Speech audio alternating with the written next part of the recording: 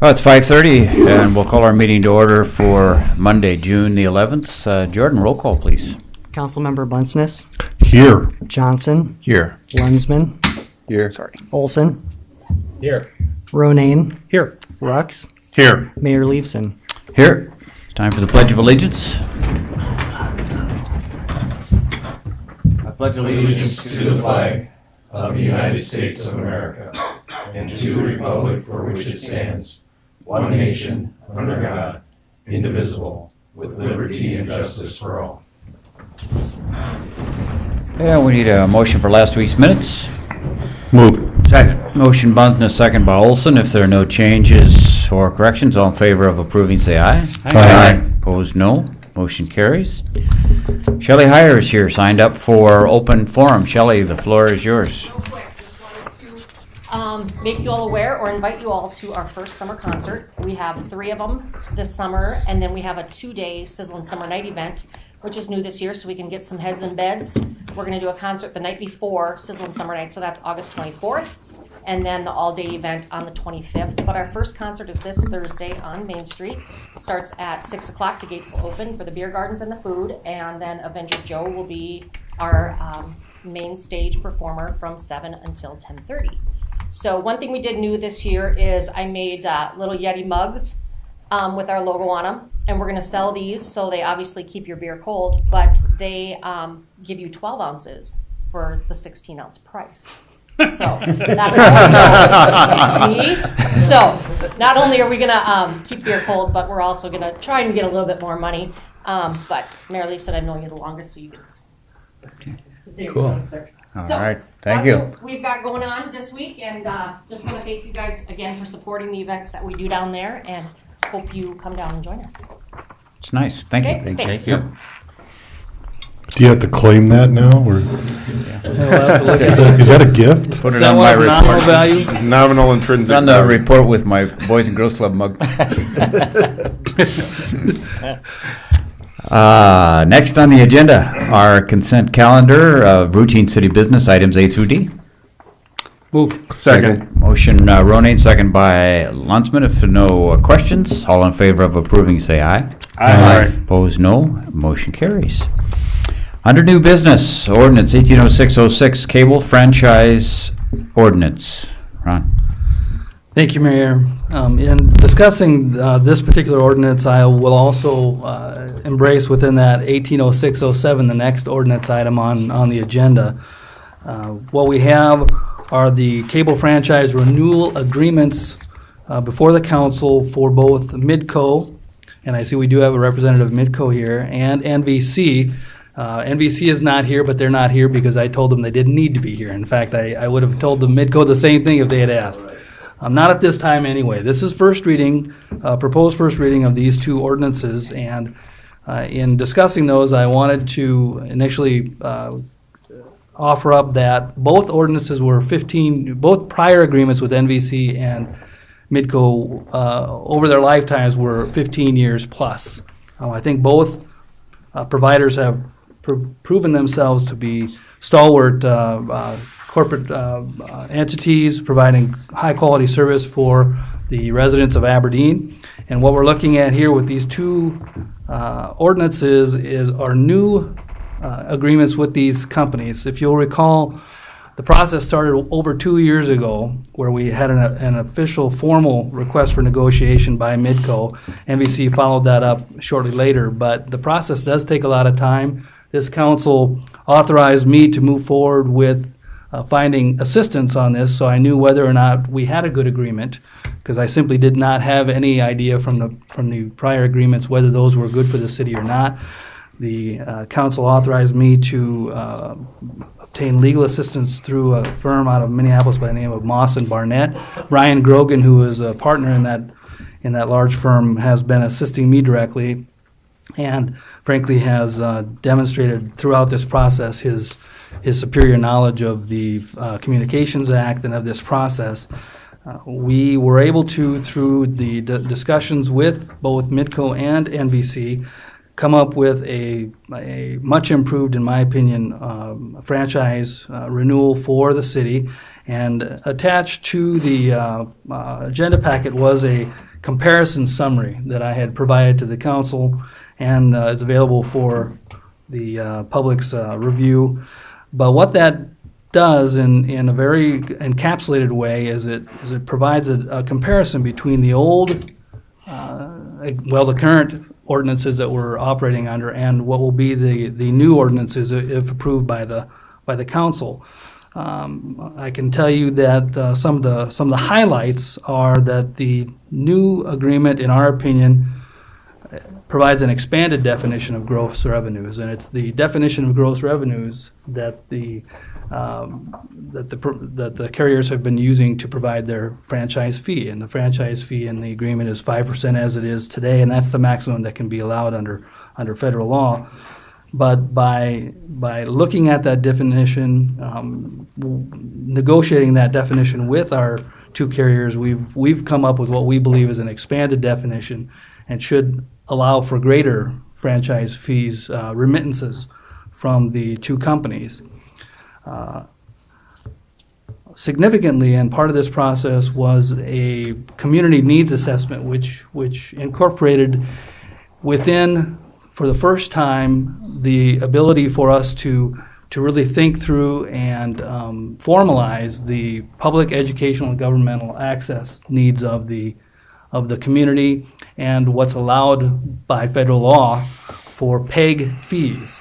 And so what we've seen here is rather than approach this as a dollar amount, both carriers agreed to establish a percentage of what we would generate, what they would pay to us, remit to us as a PEG fee. And that PEG fee would allow this council to look seriously at moving forward with some kind of a community media center or some kind of vehicle to formalize a public education governmental access program. We have currently channels 12 and 7 that the city has available to. Actually, 7 is the one that we use now. 12 is one that Northern has, but we've formalized those and put those in, and we allow 2 for simulcast, which means to the extent that those are available as an HD channel, we would have both the standard definition and high definition.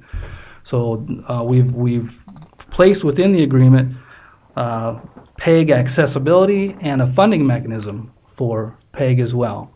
And I don't know who participated in the community needs assessment, but I think those who did participate for the first time had a really good opportunity to see what that can mean for the city. And as we move forward with social media and other types of technologies, we've been seeing a need for better control of our public information, better ability to communicate with our public through the various media out there. So PEG fee and the PEG process are vital instruments in this new franchise renewal agreement.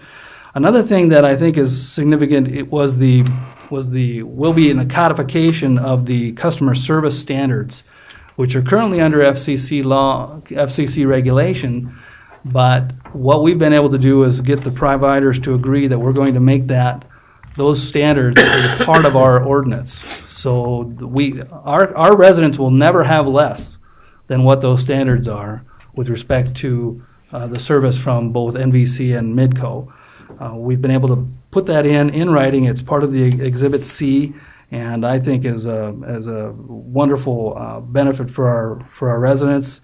We also have in place a liquidated damages provision that provides a $150 per day penalty against either NVC or Midco with respect to customer service issues. So we've put a little teeth in that. It's very, very helpful, and ultimately the arbiter for those kinds of disputes would be this council. So you'll have an opportunity to listen to complaints, listen to the defenses that NVC or Midco would offer, and render your judgment as to those types of damages.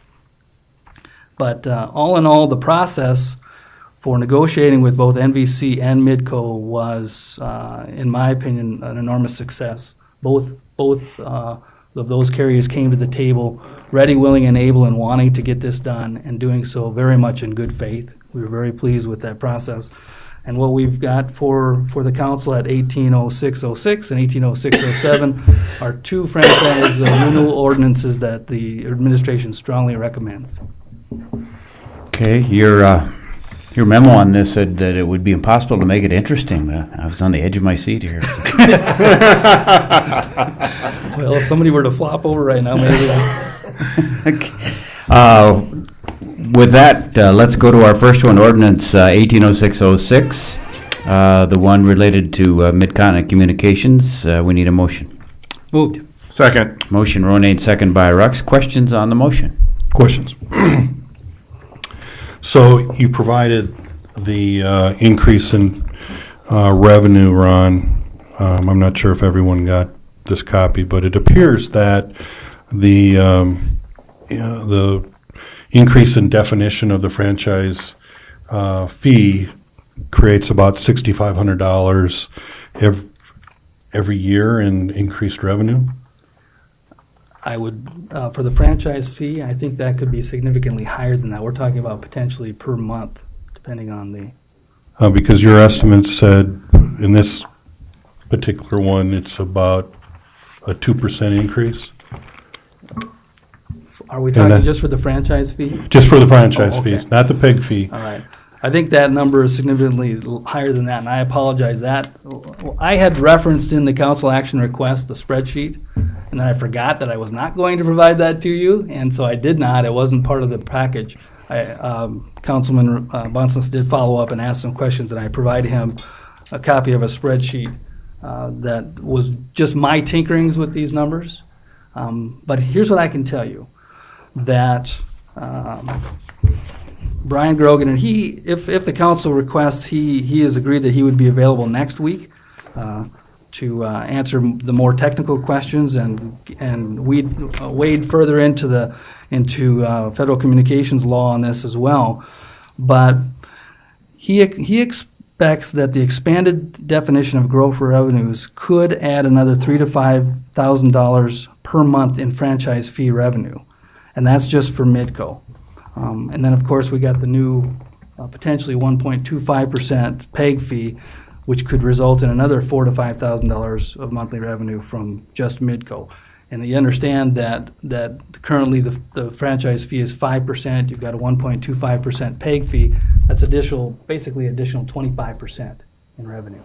So these numbers must have been before the expanded definition. Right. Okay. Yeah. So, and the increase in the definition of the franchise fee does not affect unless Midco or Northern Valley decide to raise the rates. It does not affect the customer.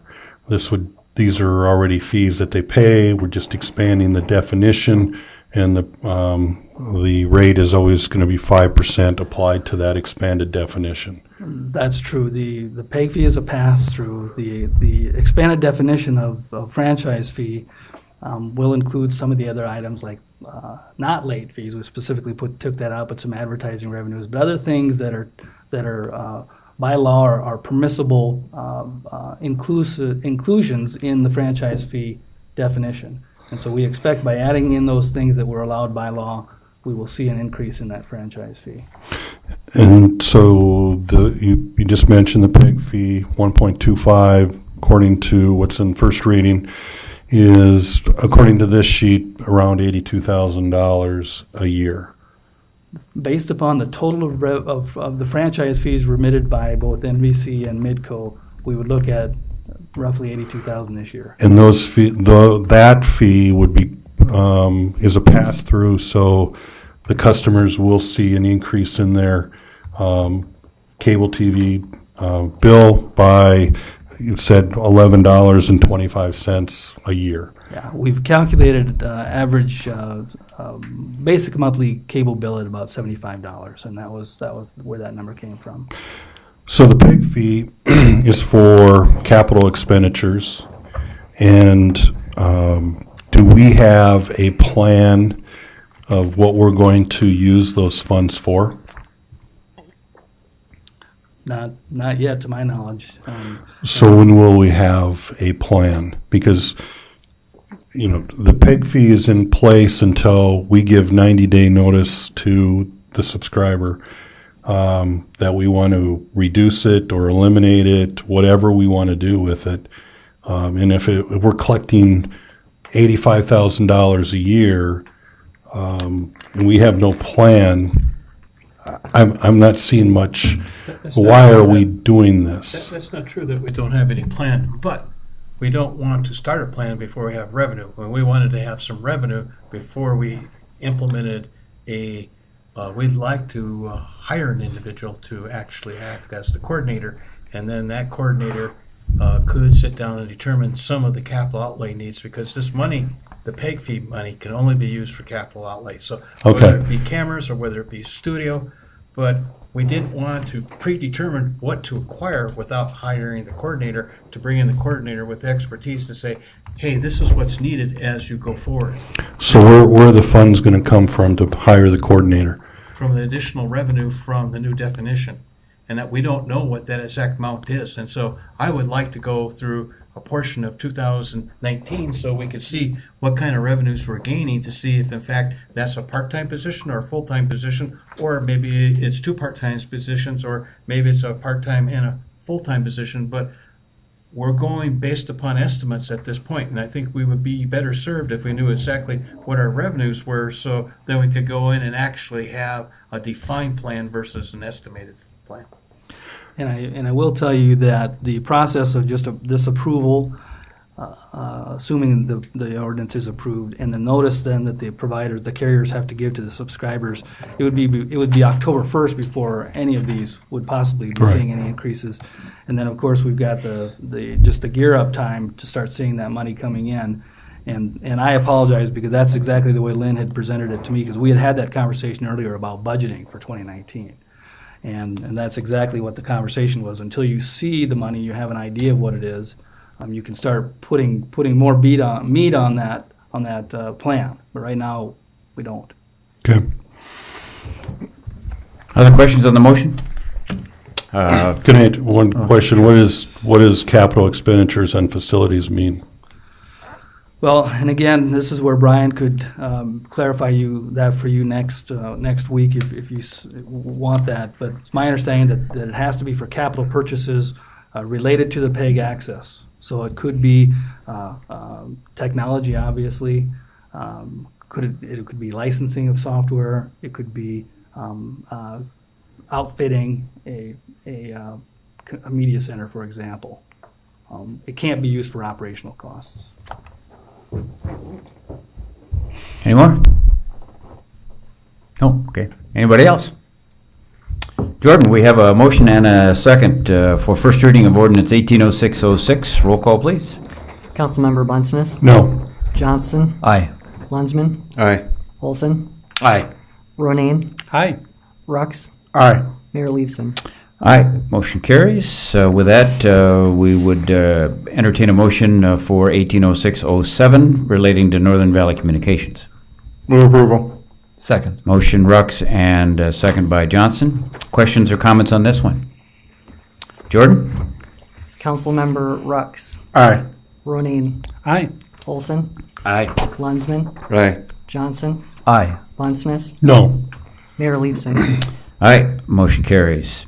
The next item then is resolution 180603, and this one is extending the franchise for Northern Valley to October 1st of this year. That's right. The current franchise extension granted by the council for NVC went to July 1st, and because of this process and the effective approval times that they had requested that they be granted an extension, and October 1, 2018 seemed like it should be sufficient time for them to do that, so we would recommend approval. Motion to approve. Second. Motion Olson, second by Rux. Questions on this? All in favor then say aye. Aye. Opposed, no. Motion carries. The next item is a resolution to vacate a public right-of-way. Brett? This is located at 2900 3rd Avenue Southeast. The petitioner is requesting to vacate undeveloped alley right-of-way with the intention of combining it with the adjoining properties. Planning Commission approved it on May 15th. Staff recommends approval. Move approval. Second. Motion Johnson and second by Bunceness to approve this. Rucks. Any questions on it? This is the old Inman lot? Yes. Anything else? All in favor of approving that vacation of public right-of-way, then say aye. Aye. Opposed, no. Motion carries. Item E, possible approval of a gift of $3,868 to Ride Line from the Schwab Family Trust. Ron? Thank you, Mayor. Transportation manager or director Ruggets was giddy when he came into my office with these documents, showing that Ride Line had been named as a beneficiary of a trust gift in the amount of $3,868.05. The process does entail council approval so that Lynn would be authorized to acknowledge distribution of that and complete the gift. You can see from the attachment that the gift also would be minus the proportionate share of administrative costs not already paid. I'm not sure how much that would be, but I'm hoping it's not very much. So we should see into the general fund. We don't have a separate account for Ride Line. It's part of our transportation department. But in the general fund would be where the monies would be deposited, but there would be an effort to move those over to Ride Line in the budgeting process. Move approval. Second. Motion Rucks, second by Ronan. Questions on this? How much of an effort? Carl, yeah, I don't know how much of an effort. Cody, Carl, and Lynn would be people on that. Enough to get it done. Yep. Any other questions? All those in favor of accepting that money, then say aye. Aye. Opposed, no. Motion carries. Item F, this is the appointed time for hearing a transfer of the on-off sale malt beverage license with video lottery from Bon Express LLC to Bon Express Inc. And I see no one here to object to this, so we need a motion to approve from the council. Moved. Second. Motion, Ronan, second by Olson. Any questions? All in favor of approving that transfer, then say aye. Aye. Opposed, no. Motion carries. Item G, we're asked to approve the 6-day retail license related to the latest production from the Aberdeen Community Theater, June 12 through 17. Moved. Second. Motion Ronan, second by Lunsman. All in favor of that, say aye. Aye. Opposed, no. Motion carries. And item H is an application for a community event permit for a fundraiser for the Humane Society, 105 North Lincoln Street at the pub, with a time extension for the music until 12 midnight. Move to approve. Second. Motion Johnson and second by Rux. Any questions on this? All in favor, then say aye. Aye. Opposed, no. Motion carries. Cody, as long as you joined us, you want to handle I, J, and K for us, all related to the airport? Thank you, Mayor. Item I before you, the RFQ and possible approval of Helms and Associates in partnership with Mead and Hunt. Lynn, Robin, and myself sat down and interviewed 2 firms that had submitted proposals to us, and both firms did an excellent job on their proposal and through the interview process. We would have felt comfortable, I feel, going either direction. The team of Helms and Associates and Mead and Hunt, I believe, will provide us the best opportunity for success in our new airport master plan. This process is done approximately every 10 years, last done in 2007-2008 timeframe, and this will take up to 2 years once we get underway later this year with these 2 firms. And Helms and Associates has an excellent knowledge both of our airport and airports throughout South Dakota. They work with over 20 airports in the state, and Mead and Hunt, I think, is a great partner. They bring in some outside knowledge. They work with airports across the country from the West Coast all the way to the East Coast and hundreds of airports in between. So I think this will provide us the best viewpoint and get us the best plan moving forward for the next 10 years. Move approval. Second. Motion Olson, second by Bunsness. The budgeted amount is to not exceed $400,000. Is there anything obvious that a master plan would be dealing with all the stuff that we've done? Aren't we done for a while? The primary driver for this project at this time is the FAA would like to see an update approximately every 10 years. And of our last master plan, great reading materials for you, those of you that haven't read all the way through it. But we've accomplished most of the projects that were identified within that master plan. And those that we have not, it's mostly due to a change in funding or a change in regulation from the time that master plan was done. So now is the time to reanalyze those projects that weren't done, and then also look to future growth through future forecasts that we'll see with this master plan. So that'll be not just on the commercial aviation side with the airline growth that we've seen, but also with all of the general aviation activity that we have out there as well. Okay. Jordan, did I get a motion on this? I did, okay. Other questions? All those in favor of approving that naming of helms for this, then say aye. Aye. Opposed, no. Motion carries. Item J. Item J is work that's been completed to date, $1,297. Helms is assisting us right now with development of plans and specs for our new passenger loading bridge. We plan to replace our current passenger loading bridge, which is approximately 20 years old. It was moved over when the new terminal was opened in 2003, which is a strenuous process for a machine that has so many moving parts. And I think we'll try to get this in, if the timeline plays out, hopefully next spring after the winter season has passed. And we obviously hope that passes before April, unlike this year. So we're going to be targeting that April to June timeframe next year for removing the old jet bridge and then installing the new. Moved. Second. Motion Ronayne, second by Rux. Payment to Helms is $1,297. Rob? I'm just curious, Cody, what does a jet bridge cost? It's got to be outrageously expensive. You didn't want to know that, Rob. And who pays for it? This will be a project that is funded 90% federal, 5% state, and 5% local. Ballpark, right now, we're estimating between $800,000 and $850,000. Holy cow. Yeah.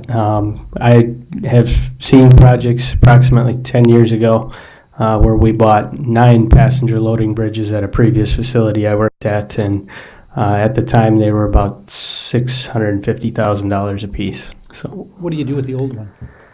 We'll see if anybody wants it. Seems to work. Yeah, hopefully we can move it down the road and it can be of use to another facility. The major driver for us in maintaining that, obviously, something like this, when it breaks down or is out of commission, passengers notice that right away, whether it's 95-degree day in May or June, or obviously a negative 10-degree day would be even worse. So it's looking to the future and trying to make sure that we're minimizing our days out of service. Sure. Thank you. Any other questions? Roll call in, please, Jordan, for the payment of $1,297. Councilmember Bunceness. Aye. Johnson. Aye. Lensman. Aye. Olson. Aye. Ronayne. Aye. Rux. Aye. Mayor Leibson. Aye. Motion carries. And item K, Cody. The item K before you is our airport wildlife hazard assessment and development of our future development of our wildlife hazard management plan. This is a mandate by the FAA, or a requirement that we have to update this plan as well through an assessment process. And this is the latest monthly observations that we've done with our FAA certified airport wildlife biologist on site. Move for approval. Second. Motion Johnson, second by Bunceness. This payment to Helms is $4,852. Any questions? Jordan? Councilmember Rux. Aye. Ronayne. Aye. Olson. Aye. Lensman. Aye. Johnson. Aye. Bunceness. Aye. Mayor Leibson. Aye. Motion carries. Thank you. Thanks, Rudy. Bills presented for payment tonight from city boards: $327,115. Northwest Energy Utilities, $70,492. TIF 3 payment, Great Western Bank, $84,805. TIF 18 payment for Arbor Springs to Class Group, $33,418, and payment to Dakota Bank for TIF 19 for Happy, $47,955. For the same project, a payment of $23,977 to Core Trust, payment of $26,105 to Banskosh and Kramer for TIF 20, and $38,304 to Prairie's Edge Development for TIF 22. June Recycling payment for Dependable, $22,907. Payment to Butler Machinery in the amount of $47,838 for a slurry tank wagon. CWF Masonry and Construction work at Storybook Land, $27,058. And a payment for access quadrant replacement to CWF Masonry, $46,053. May Golf Commission payment to John Murdy, $1,454. J&K Mowing Abatements, $112. Work on the levy payment to Affinis, $317. UPS charges, $93. Marco Copier charge at the airport, $134. AT&T payment at the airport, $168. Oxygen for ambulances to Matheson Trigas, $32. And Crawford Trucks and Equipment, an international chassis for the street department, $50,000, $190 for that. Western Area Power Administration, electricity, $86.16. Move approval. Second. Motion Ruck, second Bundsman. Questions on any? Jordan. Councilmember Bunceness. Aye. Johnson. Aye. Lundesman. Aye. Olson. Aye. Ronayne. Aye. Rux. Aye. Mayor Leveson. Aye, motion carries. Item M is payroll from May 27 to June 9, and City Share of Social Security, Old Age and Survivors Insurance, Retirement, Health, and Life. Move approval. Motion Olson, second by Bundsness. Jordan. Councilmember Rux. Aye. Ronayne. Aye. Olson. Aye. Lundesman. Aye. Johnson. Aye. Bunceness. Aye. Mayor Leveson. Aye. City Manager report. Okay, thank you. I want to thank each one of the councilors for turning in their promotion requests.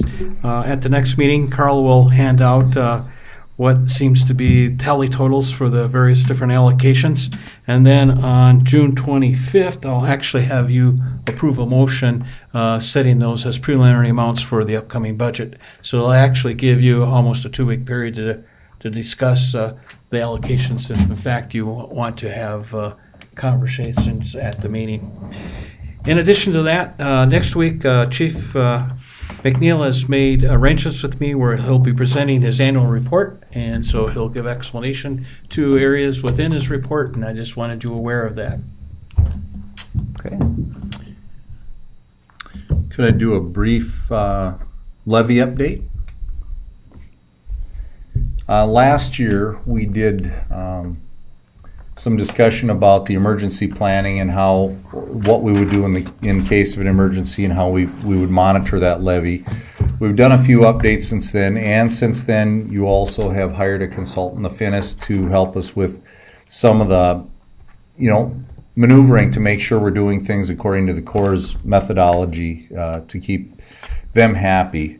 In that time frame, we have found that we've got some landscape encroachments that we have to deal with. Some people's backyards have kind of gone back into our levee area, our right-of-way area, and so we will need to be dealing with some of the property owners along there about those landscape encroachments.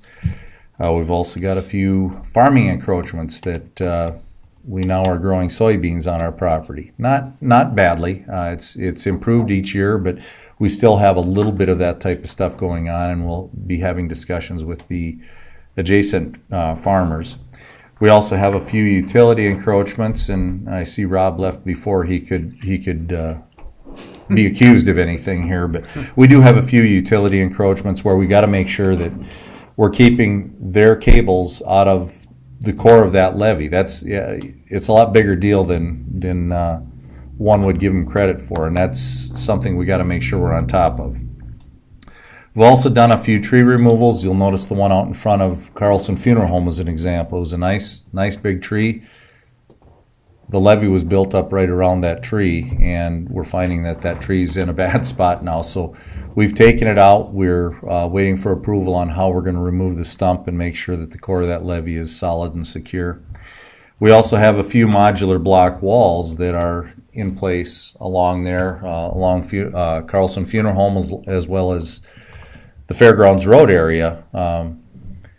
There again, that was part of the project, but was not documented as something that was legal at the time. So we are going through the process to either determine whether we have to go back in with something different or whether it can be part of the existing levee project. We just need to make sure we're documenting everything to meet the Corps' process.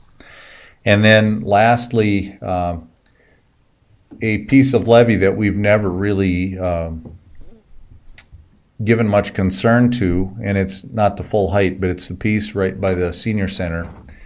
It is on the National Levee Database, and we were kind of surprised by that.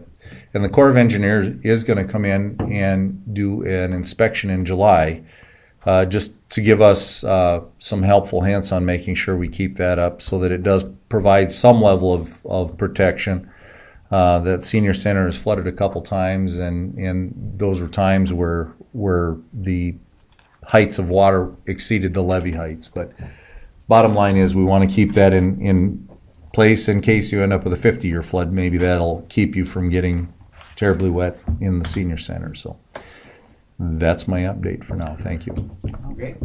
Anything from anyone else? Question on that. Of course, along Riverside Drive, there are some levees that were, I mean, you could tell they're levees that were built years ago. Are those on the system as well? They are not listed as part of that National Levee Database, and that's we were thinking they were just kind of a local thing, and that one piece, for whatever reason, is in the National Levee Database. So the other ones are not, though. Okay. Anyone else? Move to adjourn. Second. Motion Groening and second by Bunces. All in favor, say aye. Aye. We're adjourned.